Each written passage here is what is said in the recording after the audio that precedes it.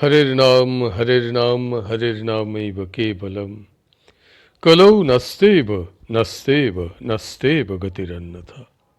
श्री श्री गुरवे नमः।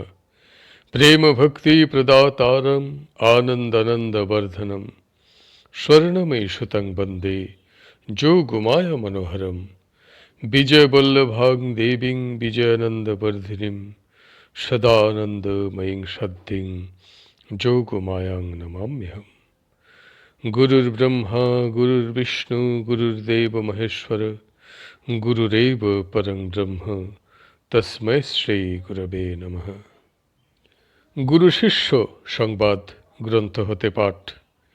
আমরা গ্রন্থটির গোপীযুথ নামক প্রসঙ্গটি আস্বাদন করছি। গুরুদেব শিষ্যকে বলিতেছেন, আমি তোমার নিকট ভগবানের অবতার সম্বন্ধে, বিশেষত শ্রীকৃষ্ণ অবতার সম্বন্ধে যাহা কিছু জ্ঞাতব্য তৎসমুদায় বর্ণনা করিলাম। অতঃপর তোমার আর কি জিজ্ঞাস্য আছে? শিষ্য জিজ্ঞাসা করিতেছেন, বেদে অবতারের কথা আছে কি? গুরুদেব উত্তর দিতেছেন, আছে।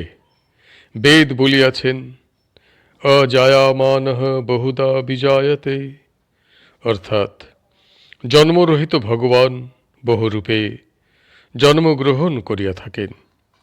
শিষ্য পুনরায় জিজ্ঞাসা করিতেছেন, আপনি অবতার সম্বন্ধে যাহা কিছু বলিলেন সমস্তই শাস্ত্রের কথা বলিলেন। যুক্তি তর্ক দ্বারা অবতার তত্ত্ব বোঝা যায় কি না? গুরুদেব উত্তর দিতেছেন, যুক্তি অথবা তর্কের সাহায্যে নিঃসংশয় রূপে ভগবত তত্ত্ব, বিশেষত অবতার তত্ত্ব বুঝিতে পারা যায় না। যুক্তিতর্কের সাহায্যে যাহারা ভগবত তত্ত্ব অবধারণ করিতে গিয়াছেন তাহারা কেহই সফল মনোরথ হইতে পারেন নাই, কেহই স্থির মীমাংসায় উপনীত হইতে পারেন নাই। ঋষিরা যুক্তি দ্বারা তর্কের সাহায্যে ভগবত তত্ত্ব নিরূপিত হয় না দেখিয়া আপ্তবাক্যের সাহায্য লইয়াছেন। সাংখ্যকার কপিল, যোগ দর্শনকার পতঞ্জলি প্রভৃতি দার্শনিক ঋষিগণ তাহাদিগের দর্শন শাস্ত্রে প্রত্যক্ষ অনুমান প্রভৃতি প্রমাণ অপেক্ষা শব্দ প্রমাণকেই শ্রেষ্ঠ প্রমাণ বলিয়া নির্ণয় করিয়াছেন। ভগবান বেদব্যাস তাহার ব্রহ্মসূত্র গ্রন্থে এক শব্দ প্রমাণই স্বীকার করিয়াছেন।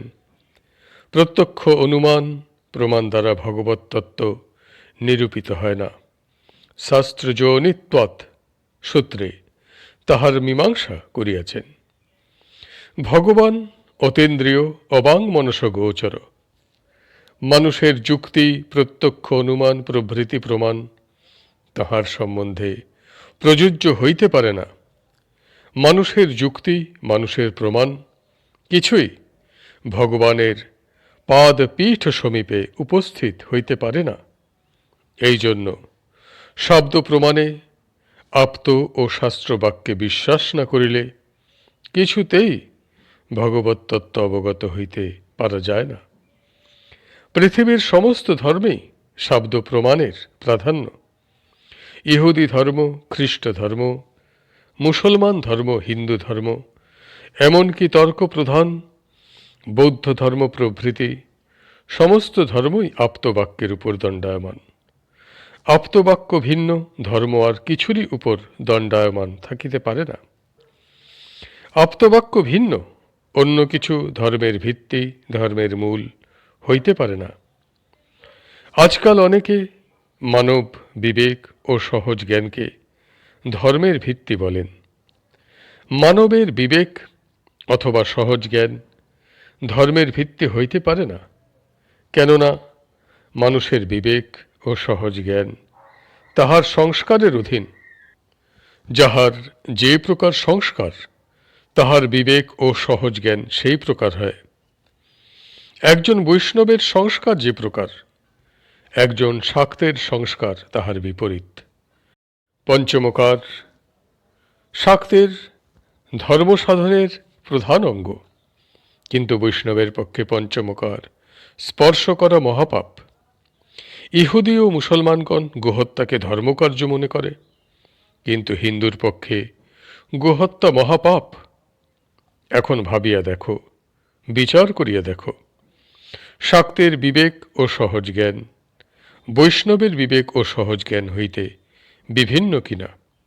ইহুদি ও মুসলমান দিগের বিবেক ও সহজ জ্ঞান হিন্দু দিগের বিবেক ও সহজ জ্ঞানের সহিত বিপরীত ভাবাপন্ন কিনা।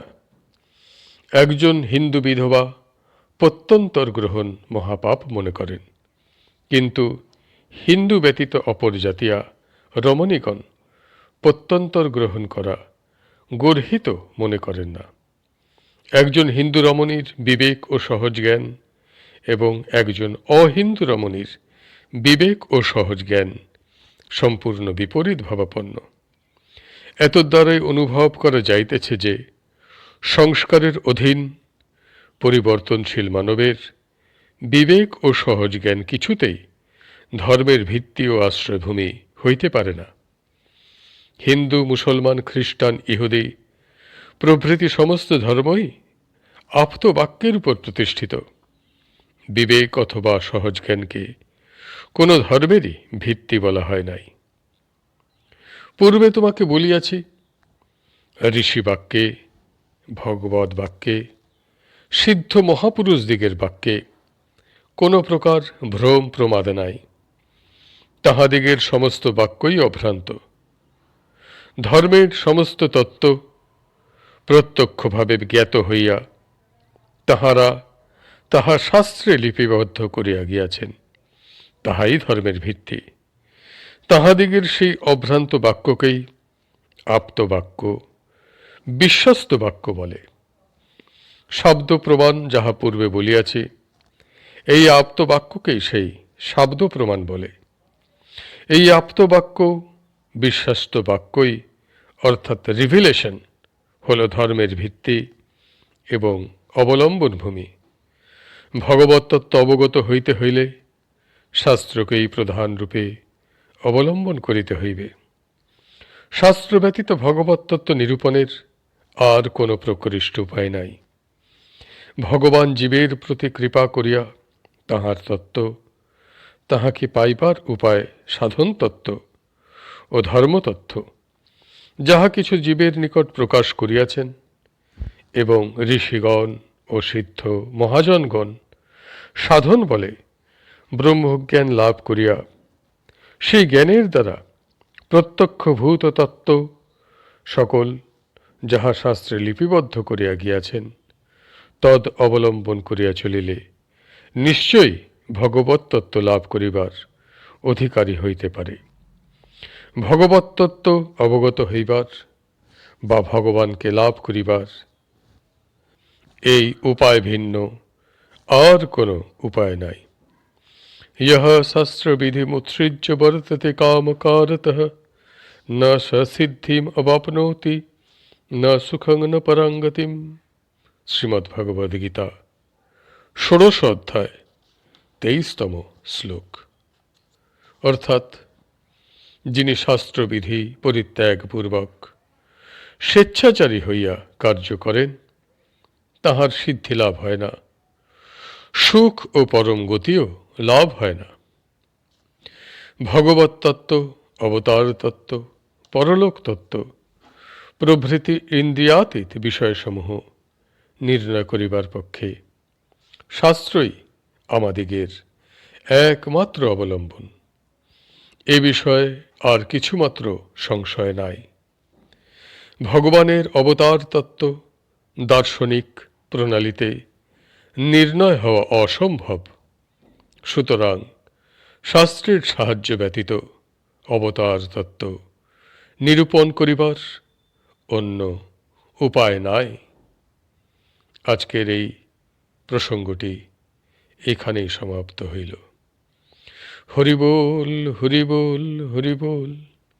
জয় গুরুদেব, জয় গুরুদেব, জয় গুরুদেব।